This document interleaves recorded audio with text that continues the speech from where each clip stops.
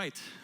Hello everyone and welcome to this panel session which is focused on funding for deep tech scale-ups and with a specific angle also on public and private collaboration. Great to see all of you here. I am, at least myself, very much looking forward to the discussion as we have a great and diverse group of panelists coming from different parts of the ecosystem. So we have investors, both from the public as well as private side, and proper deep tech scale-up in the panel. Before I introduce the panelists further and give the introductory question, maybe just as a kind of a backdrop and context for this panel. I mean, we all know that capital is an essential ingredient for deep tech scale-ups in growing and scaling their businesses internationally. And we also know, based on facts, that especially for deep tech companies working with physical products, maybe the potential group of investors is smaller, narrower than for companies working around software, for instance.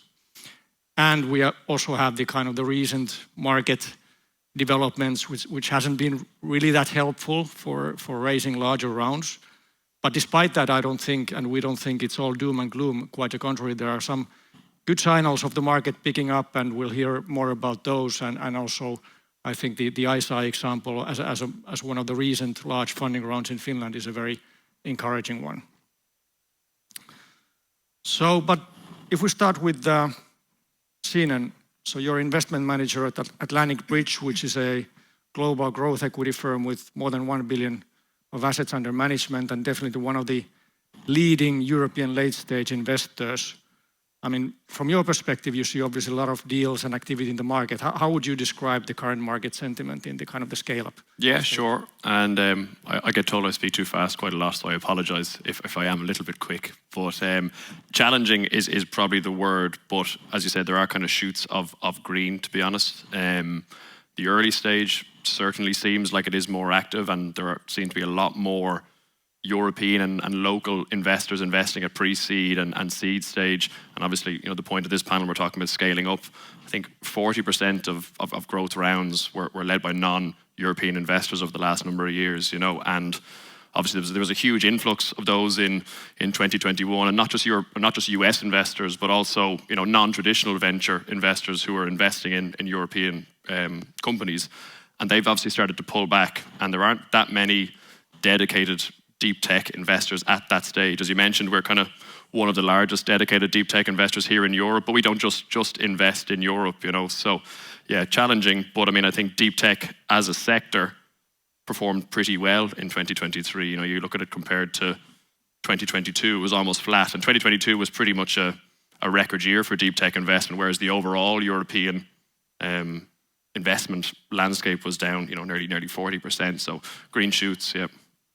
Great.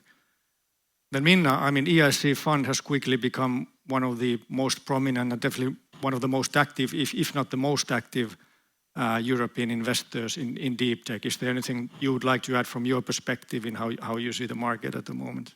Well, I guess Senan already summarized, what we can see in the market rather well as well, because I mean, the ICEYE fund is a stage agnostic, so we can do anything basically from the pre-seed or seed stage basically to the IPO stage and everything between. But we, particularly last year, saw a lot of Series A and also participating in those, but increasingly also interest and at least pursuits to do the later stage rounds, Series C, Series B, and we have seen that now there is a lot of those also in the makings, which were a little bit either done an interim round last year, in order to reach specific milestones that the companies have heard from the new investors that they need to mature into in order then to become comfortable in injecting new investment into the company. So there is a good sign of momentum improving in the sense, and not just in early stage, but also in the growth stages as well. And we look a lot to the year ahead, to the last months, but especially next year. Yeah.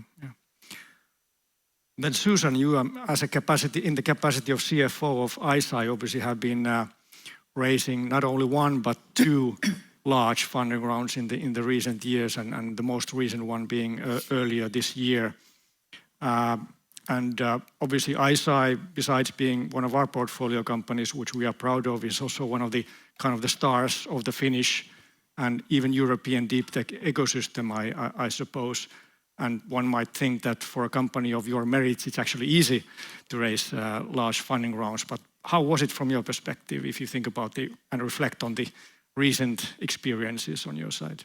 Yeah, well, keep in mind this, ICEYE has been, the first round of funding was raised in Series A, which was in 2015. And when you total the amount of funding we've raised since we closed this round earlier this year, we've raised around a little over $350 million, and backed by Tesi in Series B and C, and also with our recent round with Solidium, which is a sovereign wealth fund here in Finland. So we're really, fortunate, but also we feel that investors have really embraced the deep technology space. Actually, in recent years, when I think about a few years ago, that just wasn't the case, as Senan has just shared. Back in 21, 22, it wasn't so prevalent, companies like ours, and it was really difficult to raise the funds. It's not easy to raise funding by any means, but we do feel, especially in the private and government sector, that deep technology is an area that is now being embraced, and investors see the unlock of our technology to enable better solutions for the world. So, Yeah, thanks. Maybe a follow-on question to that. I mean, what often is heard about being as one of the bottleneck in these large funding rounds is the kind of the putting all the investor group together, and also kind of like finding the lead investor who actually acts as someone who, let's say, puts the whole investor group together. Would you agree with this kind of statement? Absolutely. I think it's always the most difficult to find your lead investor when you're looking at raising financing. It's really critical to have the right positioning as a company, and to communicate what you're doing with your business, and how your business is going to unlock or enable growth. So finding a lead investor is absolutely important in the financing rounds. Yeah.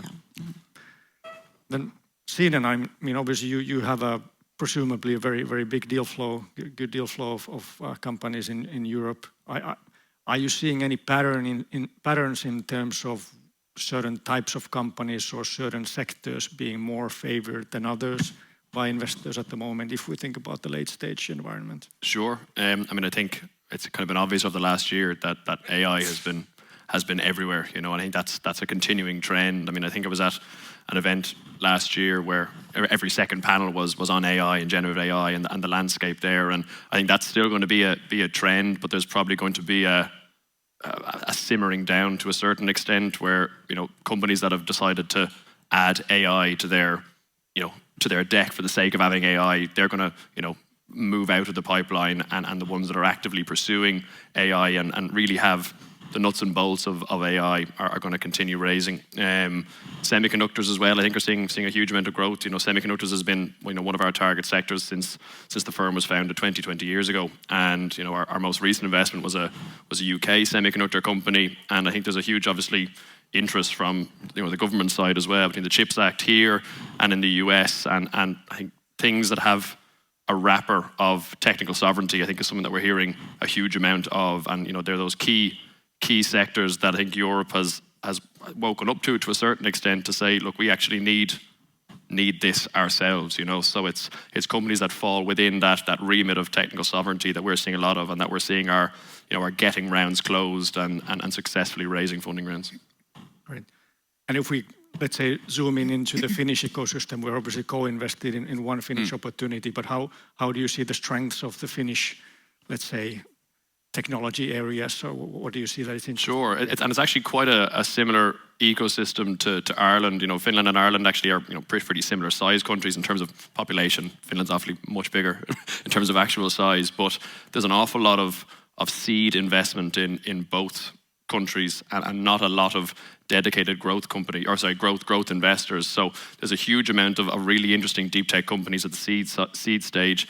And I think what you're also seeing a lot of, and this isn't just limited to Finland, but is kind of a European trend in general, is, if you go back 2-3 years, investors were kind of scared of the term dual use or defense. And I think, again, it's a topic of today's event, is that that's no longer a bad word. I think you're seeing a lot of companies now embrace the fact that their technology is dual use or can be used in defense. And again, it wraps into that technical sovereignty piece. And I think Finland is certainly strong there. And there's certainly something of interest for us when we're looking in Finland and the rest of the Nordics. Minna, as we mentioned, ICEYE has ramped up operations really quickly and in a respectable way, and your portfolio today is already pretty sizable. How many companies is it? I think when we went to summer holidays, it's to reach 250 companies. Wow. And that's a bit more than 2-3 years, and we expand to probably double the size in the next few years to come. So that's probably the ultimate total investment size where we kind of end up. So I guess you see, from your portfolio perspective, you obviously have visibility into their, let's say, fundraising efforts for the next rounds, for the follow-on rounds. So what is your angle into those? How do you get involved with the companies, and is there some type of support that you provide to the companies in that regard? Absolutely. Last year, as mentioned, we came in most of the deals, we came in Series A, and we are, stage agnostic, so we do tend to follow at least to Series B, if not further, depending, especially if there is a sovereign angle. We have more firepower in terms of volume to deploy, but also ownership stage, for instance. But we do offer them, other than things as well, because they're the biggest LP, of course, if people didn't know here, is for the ICEYE fund. It's a deep tech fund basically owned by you, all of you in this room. So there's only a single LP, which is the European Commission. And they are an important partner to us in the daily operations as well, because the Commission has a dedicated team that offers coaching, mentoring, partnering, and then tailored services overall for these companies. Sometimes even with contact and skills as well, they fly over the companies to the Silicon Valley, for instance, buying industry, for instance, to make new connections also with the investors abroad. But we also ourselves try to do a part of the networking, also part of the helping the fundraising, especially last week, as Juha, well, when you participated as well, we launched what we call the Trusted Investor Network, because we try to help the companies also in a way that, we investors get to know one another better through the already 250 deals made so far. We can already see that, who other are very active in the space, and we try in that space in Europe and try to make us all work together so that we actually know the most exciting companies, know one another, so you can really understand, guide the companies to the next funding rounds, to the potential new investors and these kind of things. And obviously the European Investment Bank, where we as advisors are employed as well. There is some services called as ICEYE advisory services. They can help with pitch decks, market assessments, these kind of things, very pragmatic things for the companies themselves. But we try to help both the companies, but also to help the fellow co-investors to kind of make the life easier for, I guess, all of us in the deep tech ecosystem. Yeah, that's great to hear. Impressive. Obviously not a passive approach, quite the contrary. So then if we move on to the kind of theme of role of government in this, let's say, deep tech ecosystem. And as we know, the role of different governmental organizations has become more important from various angles, be it like equity investing or loans and grants, or actually even being customers of the deep tech companies. And we're seeing a lot of national players across Europe, ones like Tesi being, let's say, giving additional mandates and additional resources to invest more. Then we have the pan-European initiatives like the ICEYE fund, we have the NATO Innovation Fund, etc., etc. And I guess the drivers for this kind of development you could think of is partially market-driven, so the government organizations think that there's a kind of market gap to fill. But then there's also the sovereignty aspect that Senan mentioned, that governments actually see a natural role for them to play in investing into these companies. And this may be a question to all of you, that how do you see this development? Is it like good, bad, or neutral? And also, do you see it as a kind of a temporary movement that will, over time be replaced again by private sector taking over? Or is it so that the role of the government is here to stay? Maybe if we start by you, Susan, obviously you have a lot of first-hand experience also on the matter. I think about our journey as a company, and Senan was mentioning the dual-use technology in areas where companies like ICEYE struggled to actually raise funding a few years back because private investors, at least, and I'll move to the government side, but private investors, had set remits on their investment funds, and dual-use technology caused a little bit of confusion as to whether, even on ESG or climate-related funding, which our company is active in committing climate change, etc. We also, have dual-use technologies, and so that caused confusion in the private sector. I think with the government side, it's become a lot more clear. If you even think about a couple years ago, predating the Ukraine war, unlike those years, the geopolitical scene has remarkably shifted the way deep tech can be applied, and in particular in our space. And investors are appreciating, both public and private investors are appreciating just the technology enablement of how we can help the geopolitics today. And that has been really actually further growing our ability to actually raise funding and awareness. So including entities like Tesi and also Solidium most recently, was a government investor looking at Finnish pride, Finnish backing, and understanding about companies like ourselves, ICEYE, who actually will provide a huge place in the global defense posture of not only Finland, but also NATO and other countries around the world. So we do see government investment as key.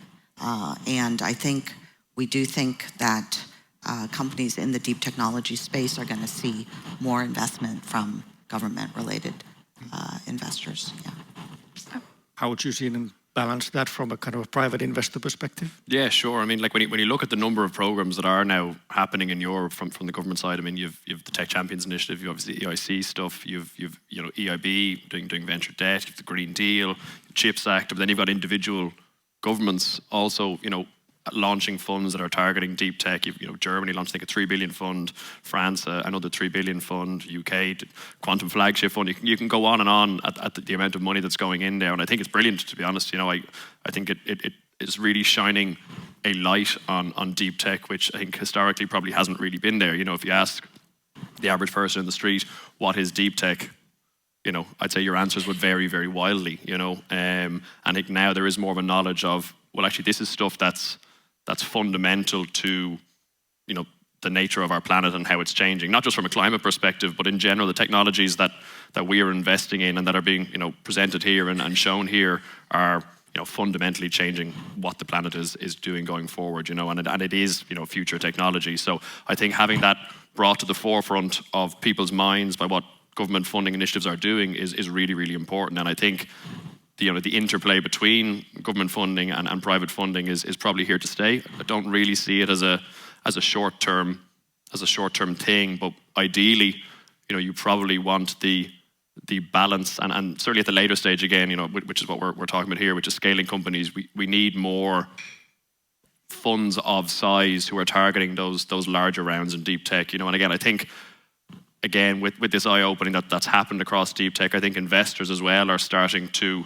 not investors like ourselves, I mean more sort of the LP side of things, are starting to realize that deep tech is actually a very attractive place to invest in, and that has started over the last couple of years. And I think as that continues to grow, you'll have more want for investment in dedicated deep tech funds, and Europe needs larger deep tech funds and more deep tech funds to kind of balance the government initiatives that are out there.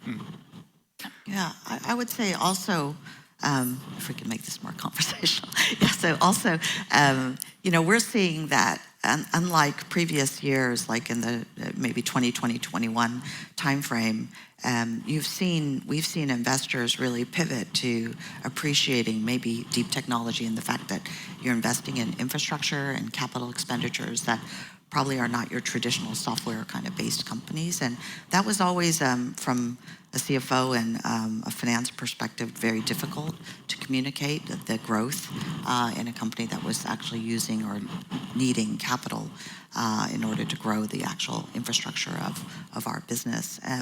We see less pressure there and more acknowledgement from investors understanding we're using this to actually grow the infrastructure of our business and to provide, basically enable multiples of growth actually from the hardware or the infrastructure investment that you wouldn't have seen a few years ago. And I wonder if you guys are also seeing the same with your investments you're making.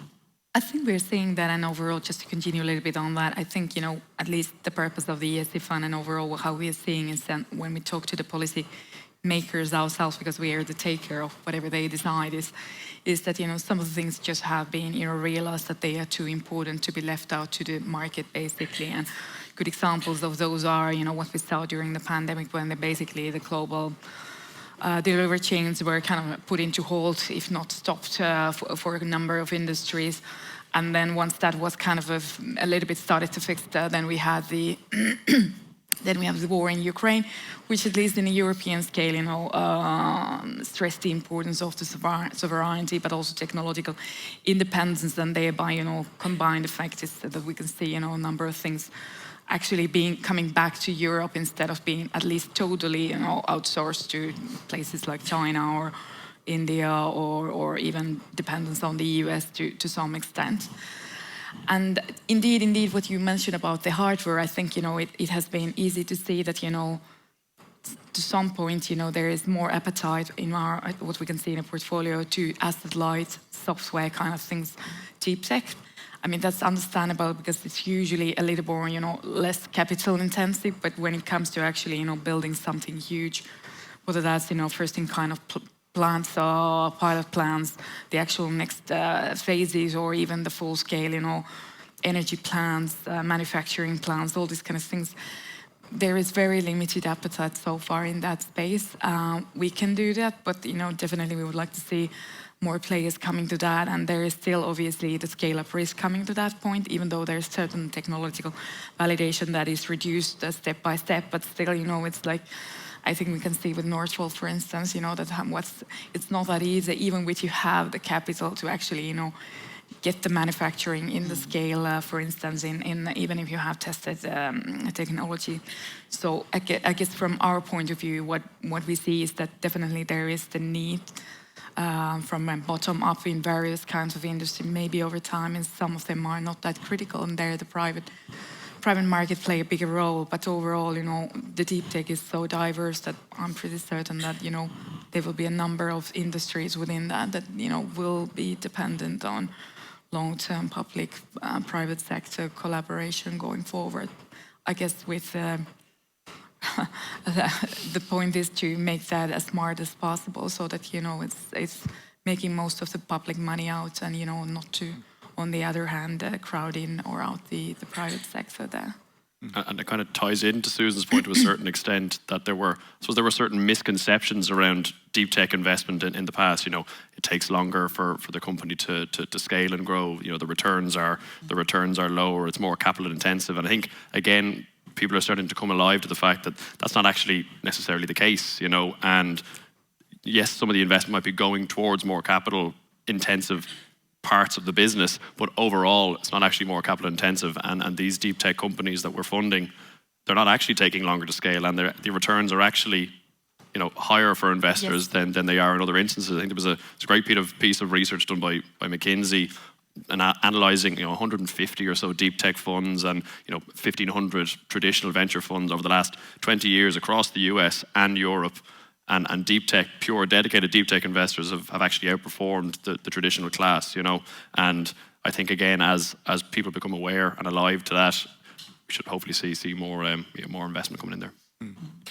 So on that topic of how to unlock even bigger pools of private capital into deep tech, I mean, if the returns are there, do you think it's really more about just, let's say, just educating the LP base, so we basically have all the ingredients already, so we just need to be more, let's say...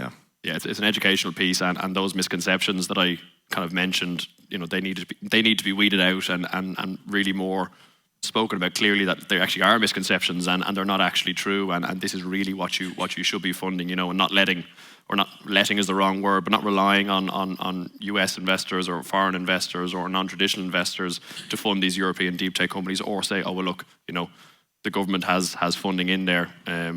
Not relying on that is hugely important. Yeah. All right, as we're probably approaching the end of this panel, maybe I would like to give a final, let's say, question to each of the panelists, and maybe in the way of advice for companies preparing for their next big fundraise. What would be your concrete and best piece of advice? How to get prepared for that? Sure. I mean, I think the companies that we've seen, progress through their funding rounds quicker are those that are prepared. And I know that sounds like an obvious answer, but it is. And we've actually had a number of companies go through EIC programs, and the EIC diligence program is really, really robust, right? And I think where a lot of companies falter in that step up from either a seed or a Series A to that Series B stage is they think they're still a seed or Series A size company, and they're now not. When a company gets to that Series B stage, you probably do have HR, you have a full finance function, you've various individual departments within the firm, and you need to start thinking of yourselves as a larger professional organization rather than a startup, and having a really, really good, well-prepared data room, having a really, really clean pitch, having a clean cap table, not necessarily just the cap table itself, but having a well-prepared one that you can share with investors, and having a really, really defined strategy on what this funding round is actually going to get you. Again, it's not like an early stage fundraise where you can kind of figure your way out as you go through the fundraise. Investors at the later stage really, really want to see what is the capital I'm giving you going to, and how is that going to get you to not necessarily the profitability, but either to the next funding round or possibly to an exit. Yeah, I would add to that maybe that, if you have, take it one step if you can before already done, it's like consider already maybe in the Series A that you might have some international VC on board, so that it's not fully domestic round if possible. I know that's not always possible. That would be very just helpful for you in the next stage. Then I guess, complementing what Sene was just saying, I think one of the things obviously what we can see also in the portfolio is that, and when you go to the Series B, if it's really about already a commercialization or scale up, also as a founder, maybe to think, where do I fit in there? Where are my capabilities and skill sets? Am I in the right position, or do I need support maybe from the board of directors? Is the board composition right? What's missing possibly there? Who could help me a bit more, so that we have a really holistic and more mature perspective on how to grow this company further, and through the board work as well, but also on the management team level, so that you have the right people there through recruitments, but also consider your, I guess, own role in a company that maybe there is also that could be revised as well. So maybe these are the things I would add to Sene. Yeah, and from the company perspective, it's nice to hear that we've done the right things. I would say in the earlier stages, it really is all about your, proving out your thesis. So if it's product market fit, if it's, gaining customer, more opportunities from customers and delighting your customers, whether it's, growing more in your R&D, whatever phase you are to get to your, financing rounds, it's really critical that you don't ignore the scale that you should be anticipating if you're really going to grow, and putting down the infrastructure you need in your operations. I think that's really key, because you have to, as a practical matter, deliver to your customers, but also prove out to investors that you're using your capital efficiently, that you understand the sources and uses of your capital, and that you're delivering against your plan, your business plans. And that's the only way you're going to be able to prove out, and I would say raise additional capital, because it's probably like that you're going to only need one financing round, I think, in your journey to a successful exit, whatever that might look like. Great. I think that's a great way to end the panel. And with that, I really thank all the panelists for your insights and perspectives. At least I enjoyed it. Hope you got something very